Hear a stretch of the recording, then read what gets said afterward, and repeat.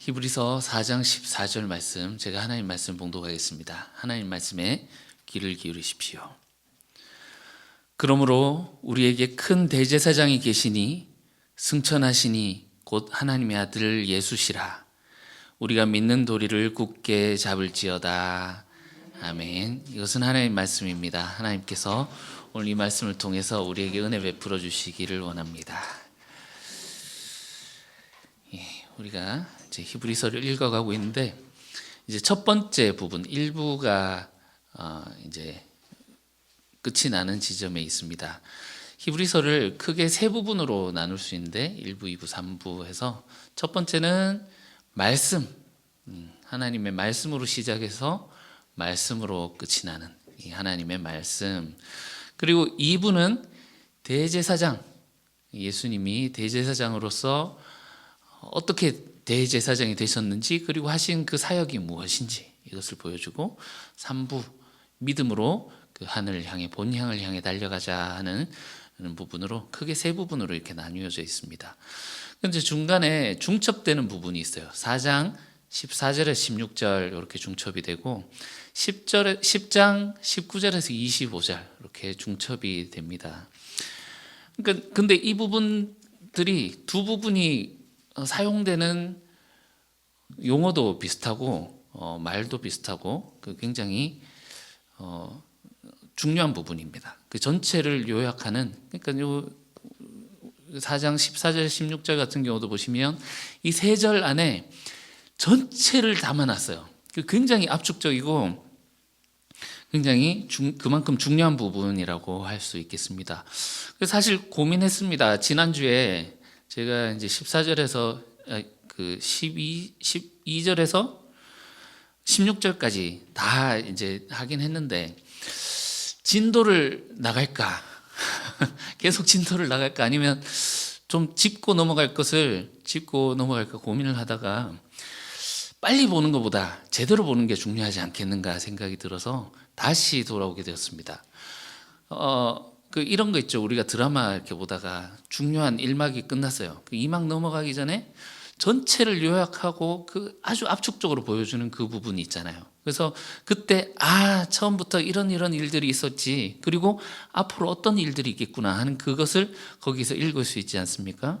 우리가 이 부분을 좀 자세히 보시면서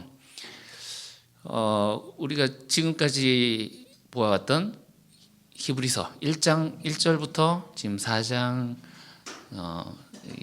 14절 16절 이 부분을 지나고 있는데, 지금까지 어떤 것을 읽어왔지, 그것을 우리가 가슴에 새기고 또 이것으로 우리가 살아갈 수 있는 그런 힘이 될 수 있으면 좋겠고, 우리가 히브리서 신학을 다시 감잡고 2부로 넘어가기 전에 도약할 수 있는 그런 디딤판이 될 수 있는 그런 시간이 되면 좋겠습니다.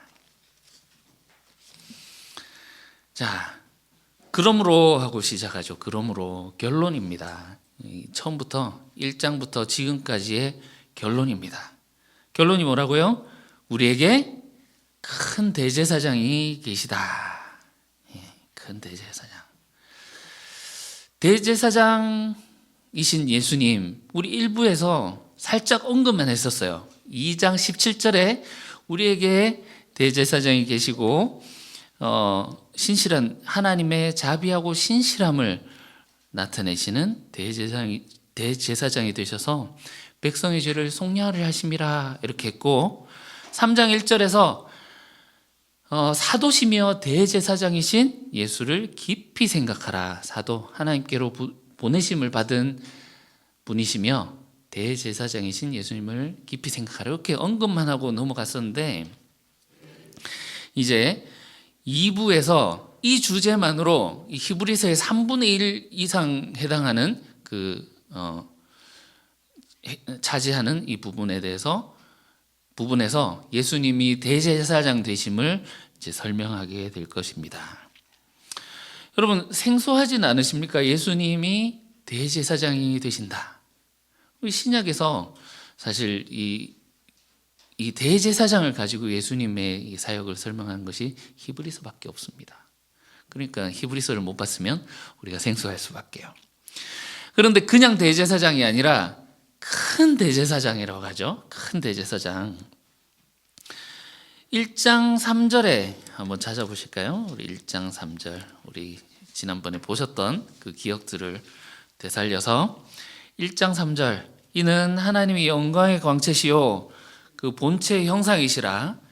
그의 능력의 말씀으로 만물을 붙드시며 죄를 정결하게 하는 일을 하시고 높은 곳에 계신 지극히 크신 이의 우편에 앉으셨느니라.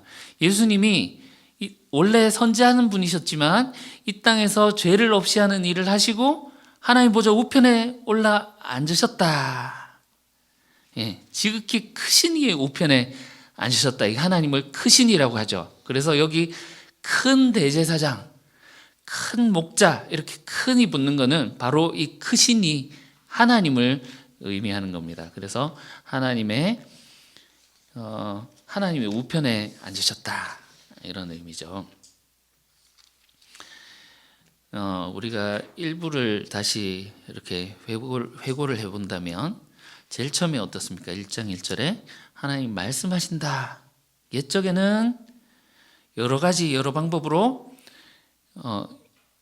선지자들을 통해서 말씀하셨는데 마지막 날에는, 종말에는 이 아들을 통해서 말씀을 하신다, 이렇게 했고요. 그러다가 이 천사와 예수님을 비교하면서 이 천사보다 크신 예수님을 설명했죠. 그때 이제 했었던 우리에게 이 말씀이 있습니다. 시편 7편을 가지고 이 하나님의 아들 되심을 증명했었죠. 시편 2편 7절. 너는 내 아들이라 오늘날 내가 너희를 낳았도다. 그때 우리 했었죠. 우리가 이 찬양 부르곤 하는데 이게 누구를 두고 하시는 말씀이라고요? 우리가 아니라 그렇죠. 다윗을 두고 하신 말씀이고, 궁극적으로 이것이 예수님에게 하신 말씀으로 읽으면서 너는 내 아들이라, 누구에게 하나님이 어느 때에 너는 내 아들이라 말씀하신 적이 있느냐, 이렇게 했던 시편 2편 7절 말씀. 그런데 이거를 시편 110편, 이 인자시편이라고 하기도 하고 메시아시편이라고 하기도 하는 이 시편 110편과 연결을 지어서 설명을 했습니다. 이 앞에는 시편 110편 1절을 가지고 연결했거든요. 내가 내 원수로 발등상이 되게 하기까지 너는 내 우편에 앉아 있으라, 이렇게 하셨다. 그래서 이것을 결합해서 설명할 때 어떻게 이해를 했습니까? 시편 2편 7절은 예수님은 하나님의 아들이시다.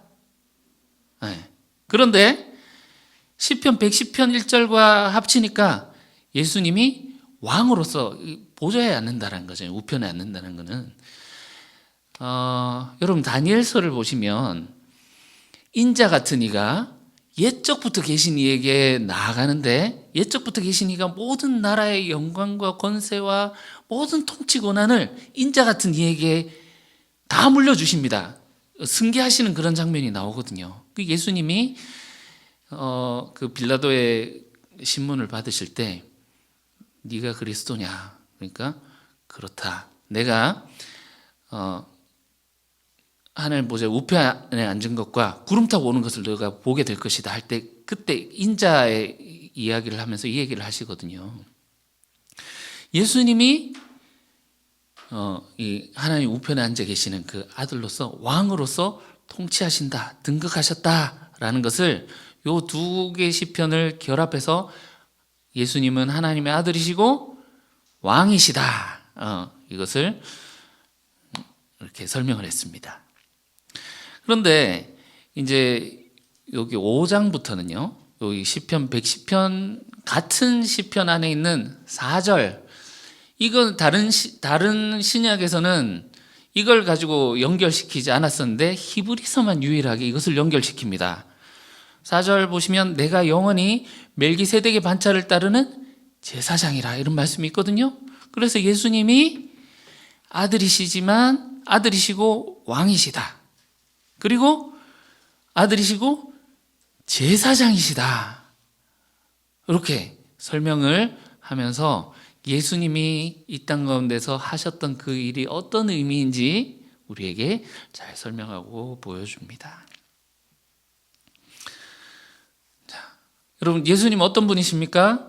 하나님의 아들이시고 모든 만물의 왕이시며 대제사장인데 그냥 대제사장이 아니라 큰 대제사장이십니다. 여러분, 이 사실이 우리에게 중요한 이유가 무엇입니까? 왜냐하면 이 가운데 우리의 전 존재가 다 속하게 되기 때문에 그래요. 하나님께서 세상을 창조하시고 인간을 향한 계획을 가지고 계셨죠. 아주 먼 옛날 하늘에서는 당신을 향한 계획이 있었죠. 그죠? 그것을 무엇으로 그것을 보여줬습니까? 히브리서 기자가 시편 8편 말씀을 가지고 보여줬습니다. 2장 6절에 나오죠. 사람이 무엇이기에 주께서 그를 생각하시며 인자가 무엇이기에 주께서 그를 돌보십니까? 그가 잠시 동안 그를 천사보다 못하게 하셨다가 영광과 존귀로 관을 씌우셨습니다. 영광과 존귀로 관을 씌우셨다는 것은 하나님과 함께 왕의 자리에 앉게 하시는 거고 이 세상을 통치하는 왕으로 세우시겠다라는 그런 계획이었다라는 거죠. 그런데 인간이 죄악으로 말미암아 그 모든 계획이 어그러졌고, 그렇지만 하나님은 이 계획을 포기하지 아니하시고 아들을 보내셔서 이 계획을 다시 회복시키시는, 그래서 예수님을 통하여 이것을 완성하신다라는 것을 우리가 배웠습니다. 예수님이 왕이시다라는 것은, 예수님이 왕이시고 제사장이다라는 것은 우리가 그 안에서 하나님과의 모든 관계가 회복되고 다시 새롭게 정립되는 데 있습니다. 예수님이 왕이시다라는 것은 우리는 그의 백성이다라는 의미고요. 예수님이 대제사장이다라는 것은 예수님이 우리의 대표로서 서 계시는 분이시구나, 우리의 형제 되시는 분이시구나 라는 그 가운데에서 우리의 모든 관계가 새롭게 정립이 되는 겁니다. 자, 그 다음에 나오죠. 그 다음 이어서 4장 14절. 승천하시니 곧 하나님의 아들 예수시라. 승천하시니. 자, 우리 바로 앞에 4장 14절 요 앞에 어떤 문맥이 있었습니까? 하나님께서 3장 1절에 하늘의 부르심으로 우리를 부르신다. 하나님이 우리를 부르신다 했었죠. 그래서 오늘 너희가 그의 음성을 듣거든 마음을 완고하게 하지 말아라 하면서 그 부르심에 응답하지 못했던 정말 안 좋은 예를 보여줬는데 그것이 바로 광야 백성이었지 않습니까? 광야 백성. 그 안식으로 부르심이 있어서 실패했죠. 그런데 이 모세를 따라 나왔던 그들은 다 실패했고, 그 다음에 여호수아를 통해서 약속의 땅에 들어갔는데 거기서 주었던 안식도 진짜 안식이 아니었고, 그 다음에 다윗의 시대에 이것이 읊어지던 시였단 말이죠. 그래서 다윗의 시대에 이것이 말해지는 것이었다는 걸 보면 그 시대에도 이것이 주어지지 않았다, 실패했다. 그럼 이 안식이란 것은 이 하나님 계시는 하늘, 구체적으로 이 창조 때 보여주셨던 이 안식, 창조 때 하나님이 7일 동안 세상을 창조하시고 마지막 쉬셨던 그 안식을 마지막 종말 때 완성하시겠다고 하는 그 종말에 세상의 모든 것을 완성하시고 쉬시는 그 축하하는 축제 날로서 안식이다 이렇게 하기도 했고, 하나님이 계시는 곳 성소다라고 하게 됐죠. 그래서 이 승천하시니라는 것은 그의 안식에 들어간 데 성공한 분이라는 의미입니다. 하나님의 안식에 지금까지 아무도 못 들어가고 다 실패했어요. 그런데 예수님이 처음으로 1번으로 그 스타트를 끊으신 거예요. 성공하고 완성하시고 그 길을 여신 분이라는 거죠. 오늘 이 얘기를 우리 아이들과 이렇게 좀 나누니까 아이들 중에 하나가 대번에 묻더라고요.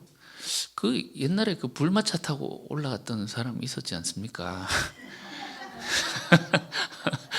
그런데 왜 예수님이 1번이라고 하시냐고. 그러고 보면 그렇죠. 에녹 이야기도 나오고 그 분명히 올라갔던 그 사람들이 있잖아요. 어떻게 되느냐. 11장에 가서 우리 배우게 됩니다. 11장 한번 보시면 11장 5절에 믿음으로 에녹이 죽음을 보지 않고 옮겨졌으니 하나님이 그를 옮기심으로 다시 보이지 아니하였느니라. 믿음으로 올라갔다 이렇게 하는데, 자 11장 마지막에 보세요. 39절 40절. 이 사람들은 다 믿음으로 말미암아 증거를 받았으나 약속된 것을 받았다 못 받았다? 예, 아직 못 받았어요.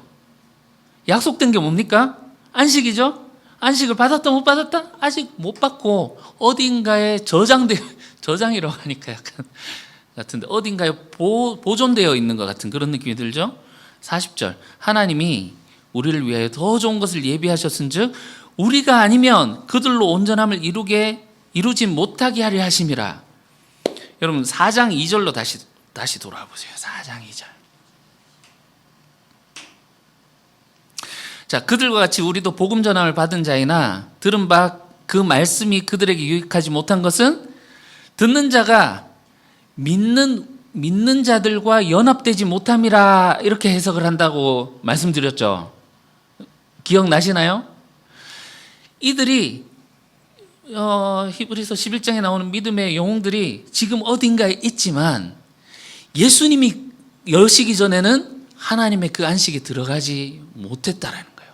어딘가에 보존되어 있다가, 그리고 요한계시록에 나오는 그 순교했던 자들도 어딘가에 보존되어 있다가 예수님과 연합된 예수님이 그 문을 처음 여셨고 예수님과 연합된 우리가 들어갈 때 같이 들어가게 된다라는 거죠. 요거는 이렇게 해결이 되겠죠.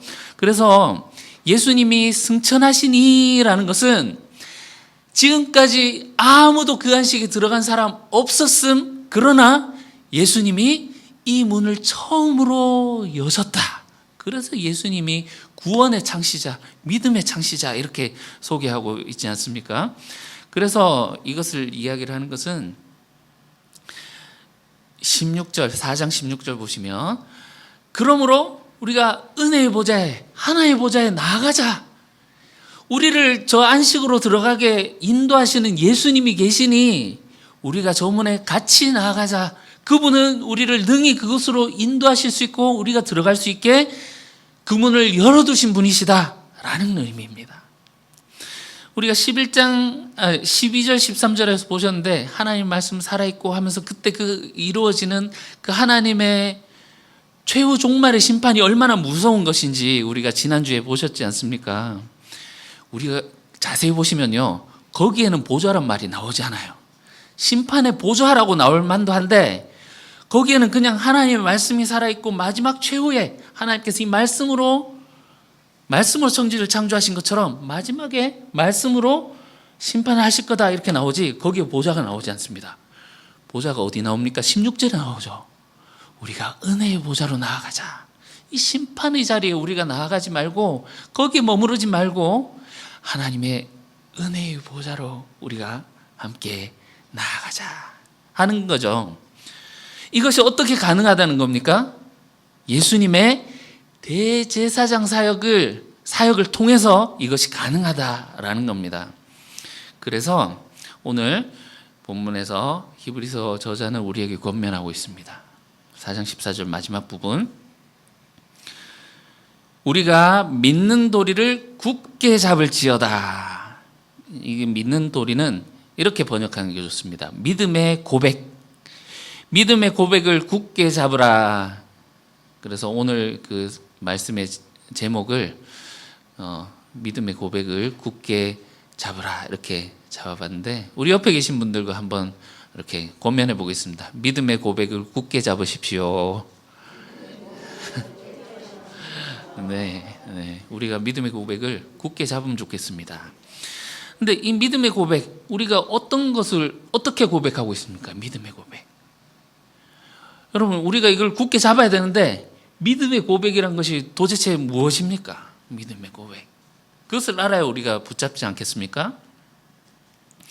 그래서 오늘 우리가 요것 하나만 우리가 가져가도 성공이라고 생각이 듭니다. 히브리서에 이 믿음의 고백, 믿음의 돌이라는 말이 3번 나옵니다. 3장 1절, 4장 14절, 10장 23절 3번 나오는데요. 여기 보시면 같이 나오는 개념이 있어요. 여러분, 믿음의 고백은 굳게 붙잡는 건데요. 이 굳게 붙잡는 믿음의 고백이 나올 때 같이 나오는 것이 있어요. 3장 1절은 하나님의 부르심이 같이 나오고요. 하늘의 부르심을 받은 거룩한 형제들아 이렇게 나오고, 믿음의 고백을 굳게 붙잡아라 이렇게 했죠. 오늘 보시니까 4장 14절에 믿음의 고백을 굳게 붙잡으라 했는데, 16절에 보면 때를 따라 돕는 은혜를 얻기 위하여 보좌 앞에 담대히 나아갈 것이라. 하나님께 나아갈 때 필요한 게 뭐다? 믿음의 고백이다 이렇게 나오고요. 이 10장 23절에 나오는 믿음의 고백도 22절 보면 하나님께 나아가라 하면서 믿음의 고백을 굳게 붙잡으라 이렇게 하거든요. 잘 보세요. 하나님의 부르심, 그래서 하나님께 나아감, 이때 필요한 게 뭐라고요? 믿음의 고백. 자, 여러분, 이 틀을 보면서 다시 강조해서 말씀드립니다. 4장 12절에 13절에 하나님의 심판에 대해서 무시무시하게 얘기를 했어요. 그리고 4장 14절에 16절 여기 은혜의 보좌를 얘기를 했는데, 이게 완전히 다르잖아요. 전혀 어울리지 않는 문맥인데, 이 심판의 자리에서 하나님의 은혜의 보좌로 나아가기 위해서 필요한 것이 뭐다? 믿음의 고백이다 라는 겁니다. 그래서 오늘 하나님의 음성을 듣거든 어떻게 하라고 했습니까? 너의 마음을 완고하게 하지 말라고 했는데, 마음을 완고하게 하지 않는 것이 무엇입니까? 바로 이 믿음입니다. 믿는 것입니다. 오직 이것만으로만 하늘 보좌에 나아갈 수 있다라는 것을 말하는 거예요. 여러분, 히브리서에서는 이 믿음의 고백, 이 내용이 뭔지 구체적으로 말하고 있지 않습니다. 이 대상을 말하는 건 2군데밖에 안 나와요. 6장 11절이랑 그 하나님을 12장 11장 6절에 믿음이 없이는 하나님 기쁘시게 하지 못하나니 하면서 하나님께 나아가는 자는 하면서 그가 계신 것과 그가 자기를 찾는 이게 상 주시는 자임을 믿어야, 요거밖에 없어요. 그러니까 히브리서에서는 믿음을 굉장히 강조하는데, 믿음은 태도입니다. 태도, 신실함, 삶에서 하나님과 약속을 지키는 그 태도. 그런데 오늘 이제 이 믿음의 돌이 고백이라는 것을 굳게 붙잡으라고 했는데, 우리가 사도신경을 하듯이 어떤 믿음의 신경, 뭐 이런 고백이 있었을 걸로 보입니다. 그래서 이것을 가르침을 통해서, 이 히브리 저자의 가르침을 통해서 우리가 어떤 건지 한번 이렇게 엿볼 수는 있겠죠. 그래서 우리가 이 믿음에 대한 구체적인 어떤 내용을 우리가 믿고 어떻게 가져야 되는가, 그 내용에 대해서 지금 이제 제가 소개를 할까 합니다. 우리는 무엇을 믿고 있습니까? 이 고백을 굳게 붙잡으라고 했는데, 그리고 이 심판의 자리에서 은혜의 보좌로 나아가기에 필요한 것이 이 믿음이라고 했는데, 우리는 어떤 것을 믿고 어떤 것을 고백하고 있습니까? 첫 번째는 이 세계가 어떻게 이루어졌는지 그것을 믿는 것입니다. 여러분, 이 세상은 하나님의 말씀으로 창조되었습니다. 그리고 마찬가지로 우리가 하나님이 이 세상을 말씀으로 창조하셨다라고 믿는 것처럼 이 세상의 마지막, 이 종말도 하나님께서 말씀으로 심판하실 것이라는 것을 보여주고 있습니다. 시작과 끝이 말씀에서 시작해서 말씀으로 끝이 나는데 중간에 있는 우리는 그 가운데를 살아가고 있잖아요. 하나님이 창조하시고 이 세상이 끝나기 전에 중간을 살아가고 있는데 이 가운데에서 살아가는 이것도 하나님께서 말씀으로 붙잡고 계십니다. 1장 3절 능력의 말씀으로 만물을 붙들고 계신다 하는 거 우리가 봤었죠. 예. 첫 번째 단계는 이렇게 하나님께서 이 온 세상을 말씀으로 창조하셨고 시작과 끝도 말씀으로 시작하시고 끝내시고 이 가운데 중간 지점도 말씀으로 붙들고 계시다. 그런데 두 번째, 아직 만물이 복종하고 있지는 않더라 하는 겁니다. 이 만물이라는 것이 뭡니까? 보이는 것과 보이지 않는 것들, 땅에 있는 것과 하늘에 있는 것들, 우리 물질에 속한 것과 영에 속한 것들 전부 다를 아우르는 거잖아요. 그러니까 이 볼 때마다 만물이 막 이렇게 이야기를 하죠. 만물이 아직까지는 하나님의 말씀에 복종해야 하는 것이 마땅하지만 우리는 만물이 그렇게 하고 있는 것을 보지 못한다. 2장에서 우리가 봤죠. 이 예수님이 하나님의 아들이시면서 또한 왕이시다라는 것은 예수님이 이 만물을 다스리시는 분으로서 나중에 원수들을 발등상이 되게 하기까지, 발로 짓밟아 버리기까지 지금 기다리고 계시는데 어떻게 됩니까? 하나님이 때가 되면 그 아들이 오셔서 하늘과 땅의 왕 되신 그 왕으로서 귀환하신다. 이 세상의 모든 것을 심판하시고 판단하시고 제자리로 그것을 두실 것이다 라는 것을 믿는 거죠.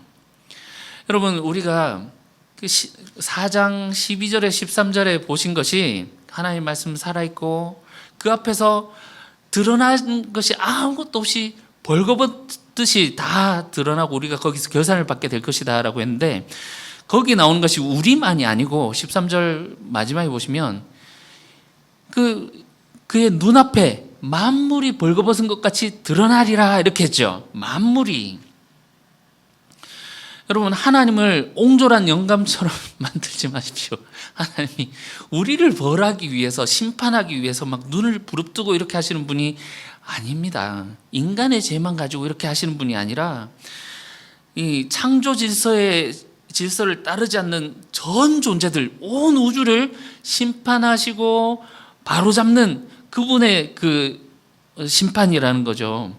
광야 백성만 심판하는 것이 아니라 땅과 하늘의 모든 것이 벌거벗은 듯이 그분의 심판대 앞에 서게 될 것이다 라는 것입니다.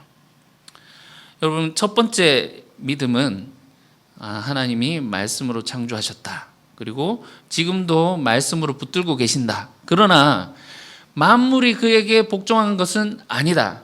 그렇지만 마지막 날 왕으로서 예수님은 오셔서 모든 것을 바르게 잡고 심판하실 것이다 라는 것이죠.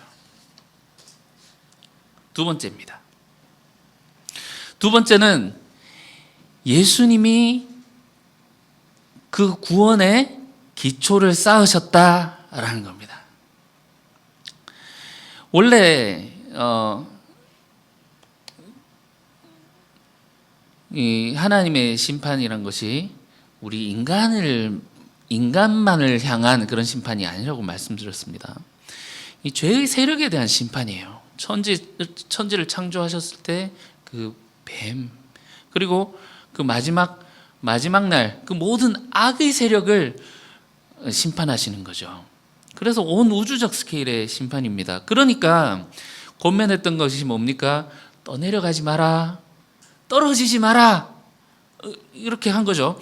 그 심판의 자리에서 은혜의 자리로 이끄시는데 그것이 가능하게 하신 것이 바로 예수님이라는 겁니다.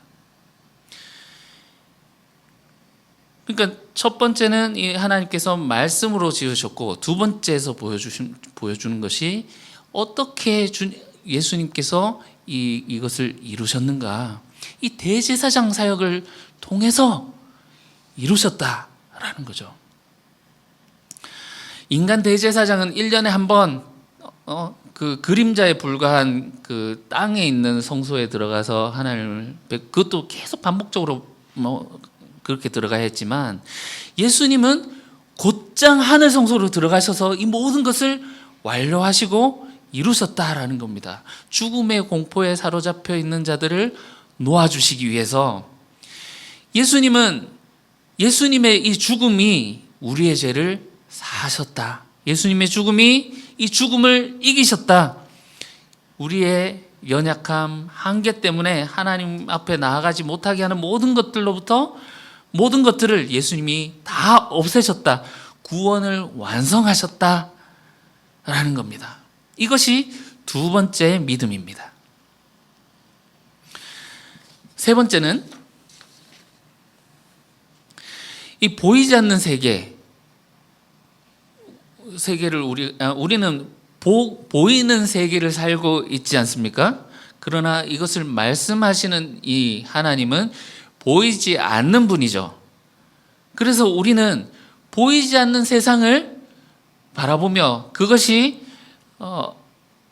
실상이고, 그래서 그 보이지 않는 약속을 굳게 붙들면서 사는 것이 바로 믿음이다라는 것입니다. 11장 1절에 이렇게 말합니다. 믿음은 바라는 것들의 실상이요 보이지 않는 것들의 증거니. 6절에 믿음이 없이는 하나님을 기쁘시게 하지 못하나니 하나님께 나아가는 자는 반드시 그가 계신 곳과 그가 자기를 찾는 자들에게 상 주시는 이심을 믿어야 할지니라. 여러분, 이 말씀을 우리가 어떻게만 적용을 했었냐면, 하나님 살아계시구나, 그분이 살아계시는 것을 믿습니다 하면 하나님 기뻐하신다, 이렇게만 봤어요. 근데 그것을 넘어서서 히브리서 전체를 두고 보니 지금 눈에 보이는 이 땅을 우리가 살아가지만 눈에 보이지 않는 그 하나님이 하신 그 말씀을 붙들고 살아가는 믿음, 이것을 하나님께서 기뻐하신다라는 겁니다. 그래서 우리에게 주시는 그 안식에 대해서 어떻게 말합니까? 장차 올 세상, 장차 올 도성, 주어질 기업, 이렇게 말씀하시거든요. 아직 안 왔어요. 그게 보입니까? 어떻게 믿습니까? 눈에 보이지도 않는데요. 그렇기 때문에 믿음의 속성은 바라는 것들의 실상이요 보이지 않는 것들의 증거다. 여러분, 하나님이 천지를 창조하신 것을 믿으십니까? 그리고 하나님께서 모든 것을 바르게 잡으실 것을 믿으십니까? 그리고 우리가 그 심판에 휩쓸리지 않고 하나님의 은혜의 보좌에 나아가도록 하신 것이 예수님의 이 그리스도 사건을 통해서 이루신 것이라는 것을 믿으십니까? 어떻게 믿습니까? 눈에 보이지도 않는데요. 그러나 우리가 이 하나님을 믿는다라는 것은 이 눈에 보이지 않는 세계에서 하신 그 하나님을 신뢰하는 것이고, 그 말씀을 신뢰하는 것이죠. 그래서 보이지 않는 이 약속을 믿고 이 보이는 세계에서 흔들리지 않고 살아가는 것, 이것이 바로 믿음이다라는 겁니다.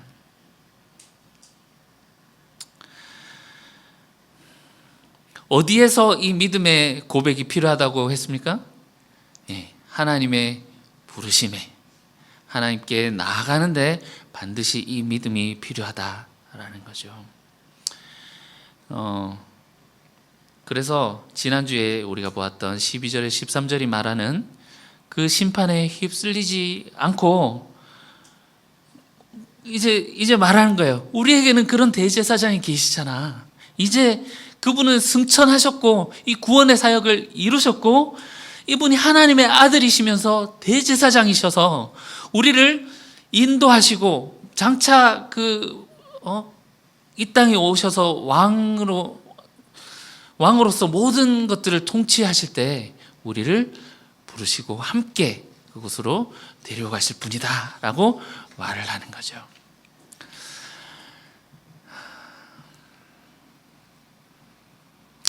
여러분, 14절에서 16절에 우리라고 하는 말이 몇 번인지 혹시 한번 이렇게 빨리 한번 찾아봅시다. 우리 14절에 한 번, 두 번, 15절에 우리에게 있는 대제사장, 우리의 연약함, 우리와 똑같이, 그리고 16절에 우리는 긍휼함을 받고, 이렇게 우리라는 말을 이 짧은 3절 안에 3번이나 말하고 있어요. 그러니까 뭡니까? 이것은 히브리서 저자가 애가 타서 하는 말입니다. 지금 하나님 은혜의 보좌로 나아가야 되는데 교회를 떠나는 사람들이 속출하고 있거든요. 이 교회에 지금 닥치고 있는 시험과 환난과 핍박, 그들이 그리스도인이라는 이유만으로 당해야 하는 그 어려움들, 괴로움들, 그것 가운데서 흔들리고 떠내려가고 있는 사람들 보고 있으니, 이 지금 히브리서 저자, 이 목회자 입장으로 우리가 지금 이렇게 떠내려가면 안 된다. 우리에겐 대제사장이 계시잖아.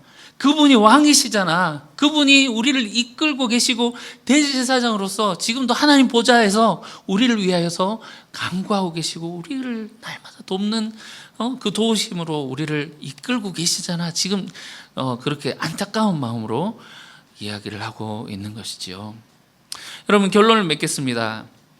여러분, 우리 그리스도인이라는 속성은 보이지 않는 세상에서 전달되어진 메시지, 하나님께서 계시를 통해서 우리에게 보여주신 그 보이지 않는 세상의 것들을 붙들고 보이는 세상에서 살아가는 존재들입니다. 그래서 우리에게 필요한 것이 믿음입니다. 우리에게 대제사장이 계십니다. 그분은 승천하시니 곧 하나님의 아들 예수십니다. 그분 예수님의 이 모든 사역으로 하나님과 우리의 이 깨어진 관계를 회복하기를 원하시고, 한 명이라도 그 하나님의 보좌로, 은혜의 보좌로 나아가는 데 있어서 흘러 떠내려가거나 끊어져 버리는 것을 원하지 않으십니다. 여러분, 오늘 그의 음성을 들을 때 마음을 완고하게 하지 말라 하셨던 그 주님의 말씀처럼 오늘 주님께서 주시는 이 말씀을 우리가 새겨 들을 수 있으면 좋겠습니다. 우리가 이 믿음이란 것을, 이 믿음만으로 부르심에 응답할 수 있다, 하나님의 보좌로 나아갈 수 있다라는 사실을 우리가 받아들이고 그분을 신뢰하며 의지하며 살아가는 저희들 될 수 있으면 좋겠습니다. 보이지 않는 세계에서 끝내 승리하게 되는 우리가 될 수 있기를 주님의 이름으로 축원합니다. 기도하겠습니다. 사랑하는 주님, 우리를 향하신 그 주님의 사랑과 은혜를 인하여 감사드립니다.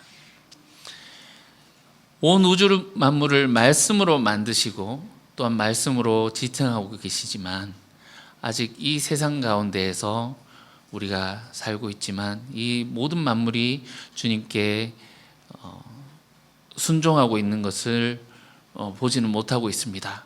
그러나 언젠가 주님께서 그 모든 일들을 완성하실 것이라는 것을 믿고, 우리를 은혜의 보좌로 부르신 대제사장이신 예수님을 신뢰하며 그분의 본을 따라 믿음으로 반응하며 살아가는 저희들 되게 도와주시옵소서. 감사드리며 거룩하신 예수님 이름으로 기도합니다. 아멘.